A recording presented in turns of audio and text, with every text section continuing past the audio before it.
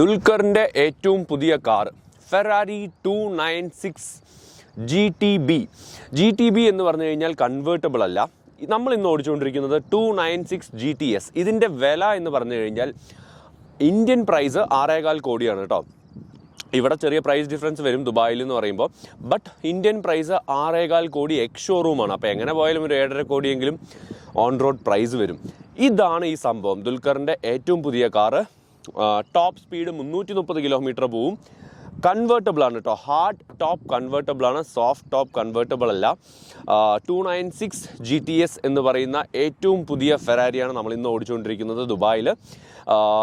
V6 engine വരുന്ന ഒരു hybrid സിസ്റ്റമോട് കൂടിയിട്ട് വരുന്ന ഒരു ഫെറാരിയാണ്. 830 BHP ആണ് ടോപ്പ് എന്താ പറയുക മാക്സിമം പവർ വരുന്നത്.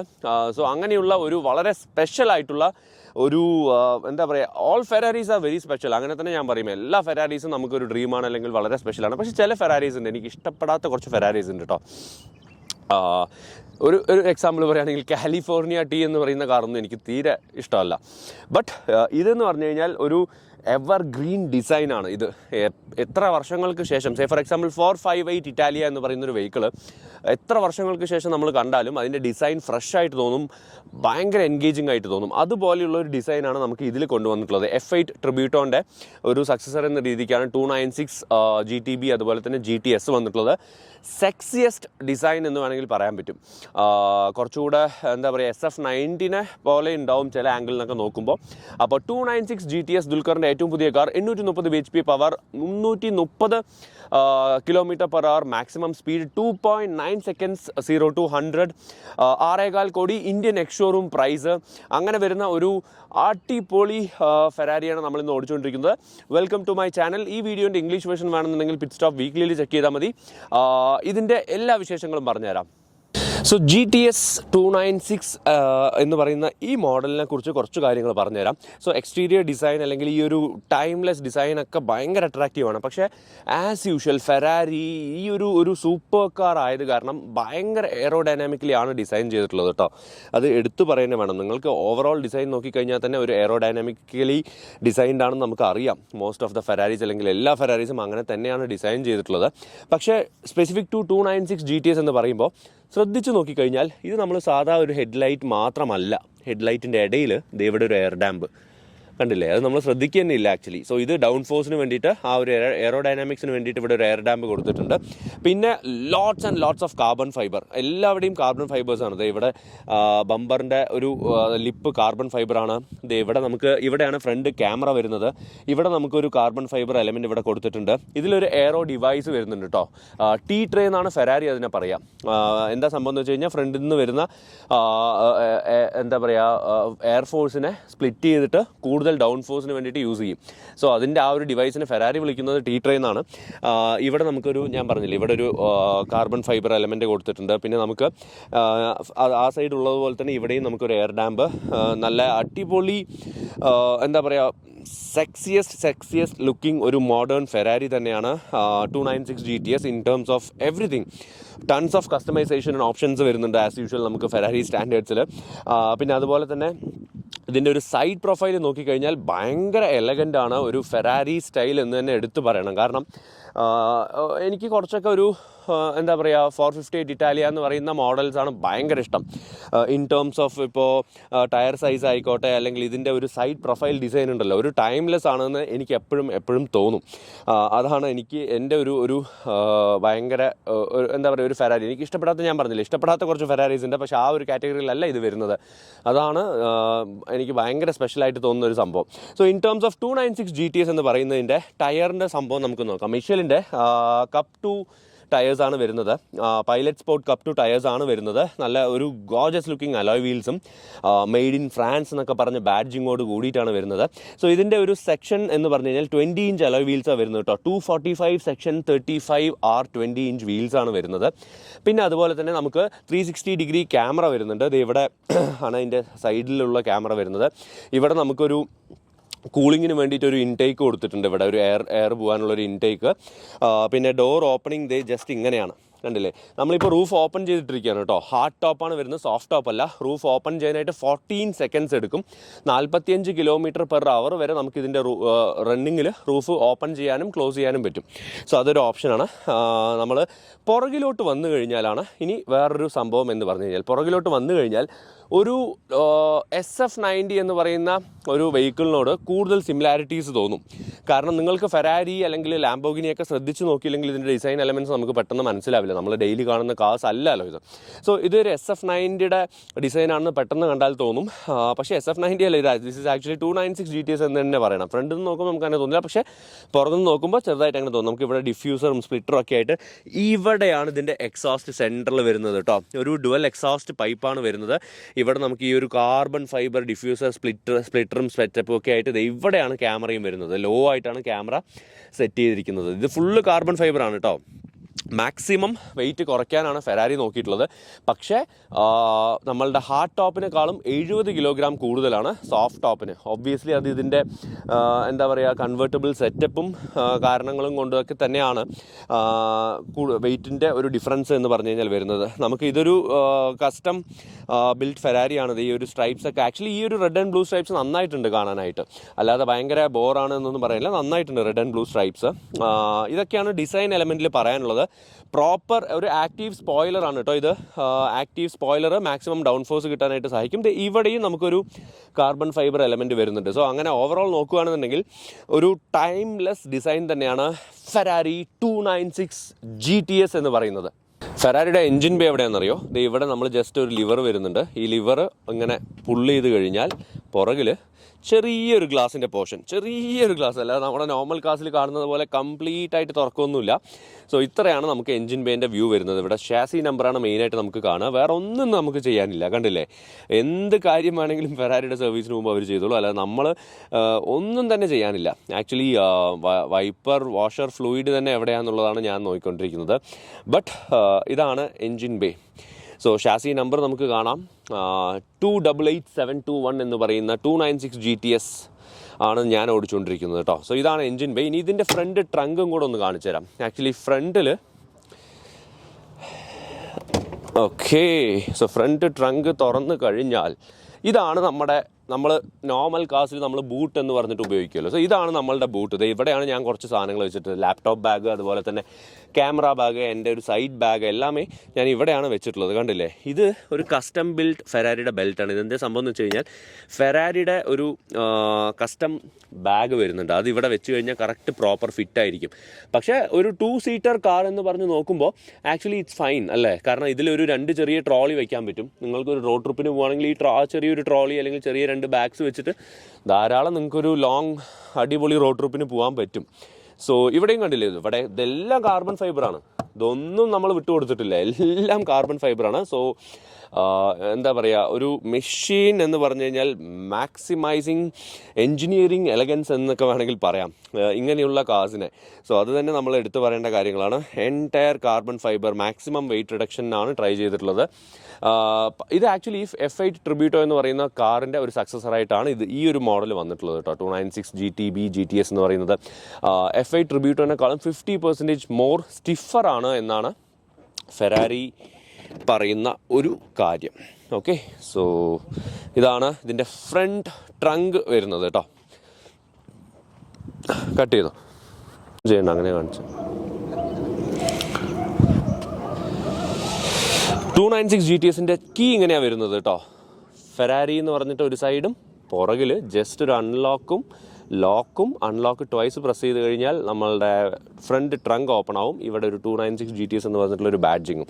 ഇനി ഇതിൻ്റെ ഉള്ളിലോട്ട് കയറാം. ആക്ച്വലി ഇതൊരു ഹാർഡ് ടോപ്പായത് കാരണം ഇങ്ങനെ ഉള്ളിലോട്ട് കയറുന്നതാണ് ഏറ്റവും ഈസി കേട്ടോ. അതായത് ഓപ്പൺ ടോപ്പ് ആക്കി വെച്ചിട്ട് കയറുന്നതാണ് ഈസി. അതല്ലെങ്കിൽ കയറാൻ കുറച്ച് പാടാണ്. ഓക്കെ, അതുപോലെ തന്നെ ഇറങ്ങാനും കുറച്ച് ബുദ്ധിമുട്ടാണ്. സോ നമുക്കൊരു അടിപൊളി ഇൻസ്ട്രുമെൻറ്റ് ക്ലസ്റ്റർ വരുന്നുണ്ട്. ഇൻസ്ട്രുമെൻറ്റ് ക്ലസ്റ്ററിലാണ് നിങ്ങൾക്ക് എല്ലാ ഓപ്ഷൻസും വരുന്നത് കേട്ടോ. അതുപോലെ തന്നെ മോഡേൺ ഫെരാരി ആയത് കാരണം കുറച്ച് ടെക് ലോഡഡ് ആണ് എന്ന് എടുത്തു പറയണം. നമുക്ക് എന്താ പറയുക, ഇവിടെയാണ് എൻജിൻ സ്റ്റാർട്ട് സ്റ്റോപ്പ് വരുന്നത്, കണ്ടില്ലേ? ഓക്കെ. സോ സ്റ്റിയറിംഗിൽ നമുക്കിവിടെ ഒരു റെഡ് ലൈനിങ് ചെയ്യുമ്പോൾ RPM റെഡ് ലൈനിലോട്ട് വരുമ്പോൾ ഒരു ഓപ്ഷൻ മാറുന്നുണ്ട്. പിന്നെ ഇതൊരു ഫ്ലാഗ് ഓപ്ഷൻ, ഇത് അതായത് പ്രോപ്പർ കമ്പഷൻ എൻജിൻ ഓൺ ആവാനുള്ള ഓപ്ഷൻ. ഇത് ഹൈബ്രിഡ് ഓപ്ഷൻ. ഇത് ഡ്രൈവ് ഓപ്ഷൻ. ആക്ച്വലി ഡ്രൈവ് എന്ന് പറഞ്ഞു കഴിഞ്ഞാൽ നമുക്ക് ഡ്രൈവ് അതായത് ഇലക്ട്രിക് ഡ്രൈവിൽ തന്നെ അപ്രോക്സിമേറ്റ്ലി 30 കിലോമീറ്റർ 25 കിലോമീറ്ററോളം പ്യുവർ ബാറ്ററിയിൽ ഓടിക്കാൻ പറ്റും. ആക്ച്വലി ഞങ്ങൾ ഇന്നലെ സെറ്റിക്കകത്തൊക്കെ ഓടിക്കുമ്പോൾ പ്യുവർ ബാറ്ററി മോഡിൽ ഓടിക്കുമ്പോൾ എന്ത് ഫെറാരി ഇങ്ങനെ ഓടിക്കേണ്ട ആവശ്യം എന്ന് പറഞ്ഞിട്ട്. പക്ഷേ കമ്പൈൻഡ് ആണ് ഹൈബ്രിഡ് എന്ന് പറയുമ്പോൾ അല്ലേ. അതുപോലെ തന്നെ ഈ സീറ്റ്സ് കണ്ടില്ലേ, പ്യുവർ കാർബൺ ഫൈബറാണ്.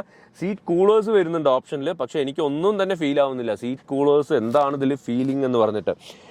നമ്മളുടെ നോർമൽ കാസിൽ വരുന്നത് പോലെ ഈ ഒരു പുള്ളിങ് ലിവർ മെക്കാനിസം ആണ്, അല്ലാതെ പവേർഡ് സീറ്റ്സ് ഒന്നും അല്ല കേട്ടോ ഇതിങ്ങനെ. പക്ഷേ അടിപൊളി ഒരു സ്പോട്ടി സീറ്റിംഗ് പൊസിഷനാണ്. അതായത് നമ്മളൊരു ഫൈറ്റർ ജെറ്റിലിരിക്കുന്ന ഒരു ഫീലിംഗ് ആണ് വരിക. കാരണം അത്രത്തോളം സ്റ്റിഫ്നെസ് ഫീൽ ആവും, അത്രത്തോളം നിങ്ങൾക്ക് അടിപൊളി ഒരു വ്യൂ കിട്ടും, അത്രത്തോളം ലോ ആയിട്ടാണ് നിങ്ങൾ ഇരിക്കുന്നത്. അതുപോലെ തന്നെ ഡോർ പാഡിൽ നമുക്കിവിടെ JBLയുടെ ഒരു ബാഡ്ജിങ് വരുന്നുണ്ട്. JBLയുടെ മ്യൂസിക് സിസ്റ്റവും സ്പീക്കേഴ്സും ആയത് കാരണം ഇവിടെ നമുക്ക് ചാർജിങ് പോർട്ട് ഓപ്പൺ ചെയ്യാനുള്ള ഒരു ഓപ്ഷൻ വരുന്നുണ്ട്. ഫ്യൂൽ പോർട്ട് ഓപ്പൺ ചെയ്യാനുള്ള വെച്ചാൽ ഫ്രണ്ട് ട്രങ്ക് ഓപ്പൺ ചെയ്യാനുള്ള ഓപ്ഷൻ. ഈ ബട്ടൺ പ്രസ് ചെയ്താലാണ് ഡോർ ഓപ്പൺ ആവുക.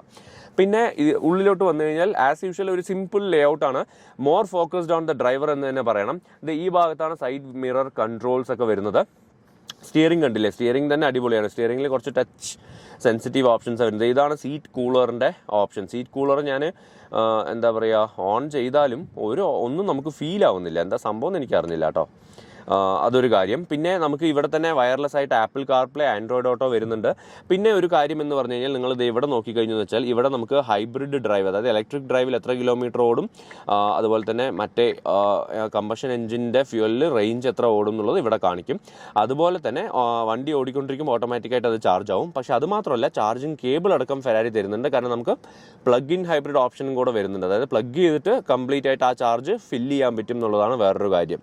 സോ ഇതാണ് ഒരു instrument cluster, sporty looking instrument cluster ആണ്.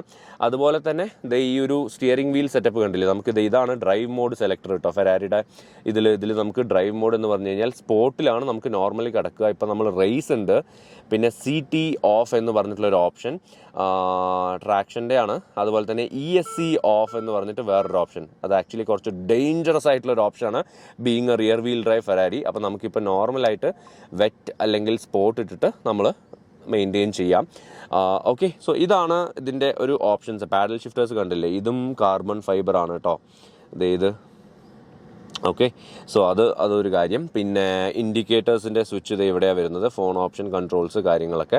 സോ ഇങ്ങനെയുള്ള കുറച്ച് ഓപ്ഷൻസ് ഇതൊക്കെ നമുക്ക് വൈപ്പറുടെ ഓപ്ഷൻസ് ഒക്കെ എവിടെയാണ് വരിക. സോ ഇങ്ങനെയുള്ള കുറച്ച് ലിമിറ്റഡ് ആയിട്ടുള്ള ഒരു ഓപ്ഷൻസേ വരുന്നുള്ളൂ. കൂടുതൽ ഡ്രൈവർ ഫോക്കസ്ഡ് ആയിട്ടുള്ളൊരു ഇതാണ്. പിന്നെ ഇവിടെ നമുക്ക് ആസ് യൂഷ്വൽ എല്ലാ ഫെരാരീസിലും വരുന്നത് പോലെ ഇവിടെ ഒരു സ്ക്രീൻ തന്നിട്ടുണ്ട്. ഈ സ്ക്രീനിൽ എങ്ങനെയാണെന്ന് വെച്ച് കഴിഞ്ഞാൽ സ്പീഡ് കാണും, അല്ലെങ്കിൽ ഇതിൽ തന്നെ കുറച്ച് ഓപ്ഷൻസ് മാറ്റാൻ പറ്റും, മ്യൂസിക് മാറ്റാൻ പറ്റും. 296 GTSൻ്റെ ഒരു ബാഡ്ജ് ഇവിടെ കൊടുത്തിട്ടുണ്ട്. ഇതും കാർബൺ ഫൈബറാണ്. സോ ഇങ്ങനെയാണ് ഇതിൻ്റെ ഒരു ലേ ഔട്ട് എന്ന് പറഞ്ഞു കഴിഞ്ഞാൽ. ഒരു അടിപൊളി സ്പോർട്ടി ആയിട്ടുള്ളൊരു സീറ്റാണ് കേട്ടോ. സ്പോർട്ടി എന്ന് പറഞ്ഞു കഴിഞ്ഞാൽ ഇതാണ് പ്രോപ്പർ റേസ് കാർസിന് വേണ്ടിയിട്ടുള്ള ഒരു സെറ്റപ്പ് എന്ന് പറഞ്ഞു കഴിഞ്ഞാൽ. ഇത് പ്യുവർ ഒരു കാർബൺ ഫൈബർ ടബ് എന്ന് വേണം പറയാൻ, സീറ്റ് എന്ന് പറയുന്നതിനേക്കാളും. അതാണ് എൻ്റെ ഒരു അഭിപ്രായം. സോ ഇങ്ങനെയൊക്കെയാണ് ഇതിൻ്റെ ഇൻറ്റീരിയേഴ്സ് എന്ന് പറഞ്ഞു കഴിഞ്ഞാൽ. റൂഫ് ഓപ്പൺ ചെയ്യാനും ക്ലോസ് ചെയ്യാനായിട്ട് 14 സെക്കൻഡാണ് എടുക്കുക കേട്ടോ. സോ നമുക്ക് വണ്ടിയുടെ ഡ്രൈവ് തുടങ്ങിയാലോ.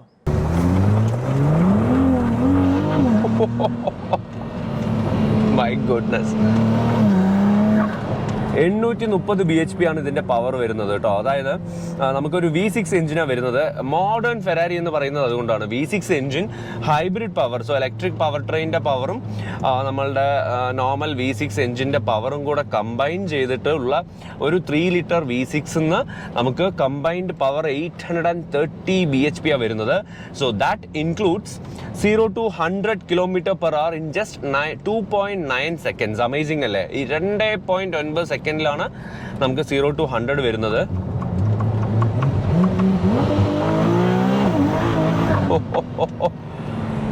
വാവ്. So 2.9 seconds to 0 to 100, 330 km/h ആണ് കേട്ടോ ഇതിൻ്റെ ടോപ്പ് വാക്ക്, അതായത് ടോപ്പ് സ്പീഡ് വരുന്നത്. അമേസിങ് എന്താ പറയുക പെർഫോമൻസ് ആണ്. കാരണം ഇതൊരു മോഡേൺ ഫെരാരിയാണ്. ഞാൻ പറഞ്ഞതുപോലെ ടെക് ലോഡഡ് ആണ്. മോഡേൺ എന്ന് പറയാൻ കാരണം നമ്മൾ യൂഷ്വലി ഫെരാരീസിൽ V12s അങ്ങനെയുള്ള എഞ്ചിൻസ് V8 ഒക്കെയാണ് ഉണ്ടാവുക. ബട്ട് ഒരു നോർമൽ കോൺഫിഗറേഷൻ അല്ലാതെ കോൺഫിഗറേഷൻ മാറ്റിപ്പിടിച്ച് ഹൈബ്രിഡ് പവർ. ഇതിൻ്റെ വേറൊരു വലിയൊരു സ്പെഷ്യാലിറ്റി എന്ന് അറിയോ, നിങ്ങൾക്ക് എഞ്ചിൻ്റെ സൗണ്ട് നോട്ടും എല്ലാം കേൾക്കുന്നുണ്ടെന്ന് എനിക്കറിയാം. ഞാനിപ്പോൾ ജസ്റ്റ് ഈ ഡ്രൈവ് എന്ന് പറഞ്ഞാൽ പ്യുവർ ഇലക്ട്രിക്. ഇപ്പം നമ്മളൊരു ഗ്രീൻ മെഷീനാണ് ഓടിച്ചുകൊണ്ടിരിക്കുന്നത്, കണ്ടില്ലേ? ഒരു സൗണ്ടോ കാര്യങ്ങളോ ഒന്നുമില്ല. അതായത് ഓൾമോസ്റ്റ് നമുക്കൊരു 30 കിലോമീറ്റേഴ്സ് 25 to 30 കിലോമീറ്റർ റേഞ്ച് കിട്ടും പ്യുവർ ഇലക്ട്രിക് ഡ്രൈവിൽ. ഇനിയിപ്പോൾ കമ്പൈൻഡ് പവർ ഔട്ട്പുട്ട് ആണെന്നുണ്ടെങ്കിൽ നിങ്ങൾക്ക്, അതായത് കമ്പൈൻഡ് ആയിട്ട് നോക്കുകയാണെന്നുണ്ടെങ്കിൽ നമുക്ക് ഈ ഡ്രൈവിലും ഓടിക്കാൻ പറ്റും, ഹൈബ്രിഡിലും ഓടിക്കാൻ പറ്റും. നമുക്ക് മെയിനായിട്ട് ഐസ് എഞ്ചിൻ മാത്രമായിട്ടും ഓടിക്കാൻ പറ്റും. അങ്ങനെയുള്ള 3 ഓപ്ഷൻസ് ഡ്രൈവ് മോഡിൽ കൊടുത്തിട്ടുള്ളത്. അപ്പോൾ പ്യുവർ ഇലക്ട്രിക് ആണ് കേട്ടോ. ഒരു സൗണ്ടും ഇല്ല. ഇതിൻ്റെ ട്രാൻസിഷൻ ഉണ്ടല്ലോ, അതാണ് ഏറ്റവും സീംലെസ്. അതായത് may be Ferrari level of engineering എന്ന് പറയാം. കാരണം ഇതിൻ്റെ transition from hybrid to electric to hybrid ഉണ്ടല്ലോ, ഭയങ്കര ക്വിക്കാണെന്ന് മാത്രമല്ല നമുക്ക് അറിയുന്ന തന്നെ ഇല്ല. നല്ല അടിപൊളി ഒരു ഗിയർ ബോക്സ് ആണ്. സൂപ്പർ ഫാസ്റ്റ് ഷിഫ്റ്റ്സ് ആണ് വരുന്നത്. ഒരു 7 സ്പീഡ് ഗിയർ ബോക്സാണ് വരുന്നത്. പിന്നെ ഫെറാരിയെ കുറിച്ച് നമുക്ക് അങ്ങനെ എന്താ പറയുക ഡ്രൈവ് ചെയ്തിട്ട് അതെന്നൊന്നും ഞാൻ പറയുന്നില്ല. ഇതൊരു അമേസിങ് ഫസ്റ്റ് ഡ്രൈവ് എക്സ്പീരിയൻസ് ആണ്. മൈ ഫസ്റ്റ് ഡ്രൈവ് വിത്ത് ഫെറാരിയാണ്. കാരണം ഇത് ഫസ്റ്റ് ഡ്രൈവ് തന്നെ ഒരു 830 bhp പവറുള്ള ഒരു ബീസ്റ്റ് 296 GTS ഓടിക്കാൻ പറ്റിയതിൽ വളരെ വളരെ സന്തോഷം എന്ന് പറയണം. കാരണം this is very very special drive. ഒരു ഫസ്റ്റ് ഫെറാരി എക്സ്പീരിയൻസ് എന്ന് പറഞ്ഞാൽ വളരെ വളരെ സ്പെഷ്യലാണ്. നമുക്കിനി ഫുള്ളായിട്ടൊന്ന് ഈ ഡ്രൈവിൽ ഇട്ടിട്ടൊന്ന് ഡ്രൈവ് ചെയ്ത് നോക്കാം. എങ്ങനെയാണ് ഓട്ടോമാറ്റിക്കായിട്ട് ഇതിൽ മാറുന്നുണ്ടോ അതോ പ്യുവർ ഇലക്ട്രിക്കിൽ മാത്രമാണോ കണ്ടിന്യൂ ചെയ്ത് നോക്കട്ടെ.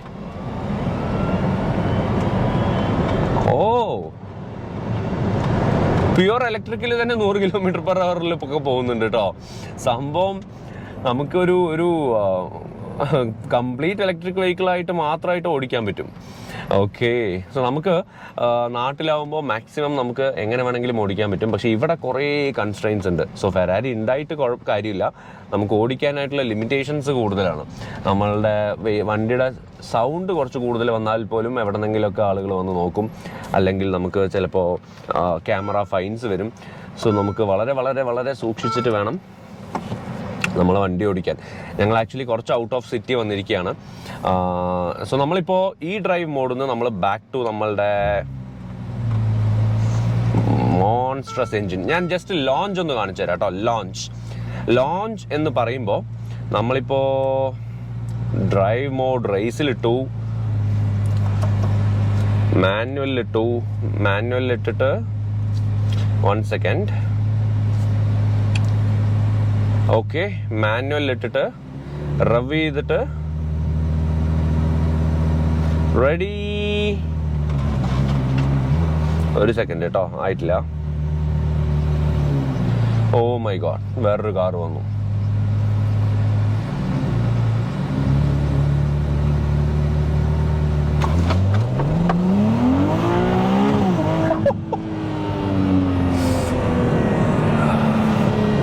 സീരിയസ്ലി നമുക്കിവിടെ റോഡ്സ് ഇല്ല. ഞാൻ ലോഞ്ച് കാണിച്ചു തരാനൊന്നും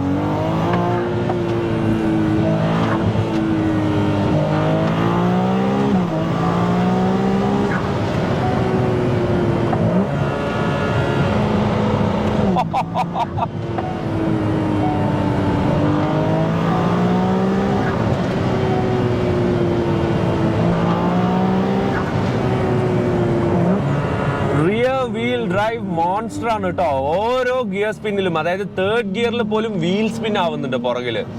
വാട്ട് എ മെഷീൻ. നമുക്കിതൊക്കെ ഇടയ്ക്ക് എക്സ്പീരിയൻസ് ചെയ്താൽ മതി അല്ലേ? കാരണം Ferrari. Let's do one more launch.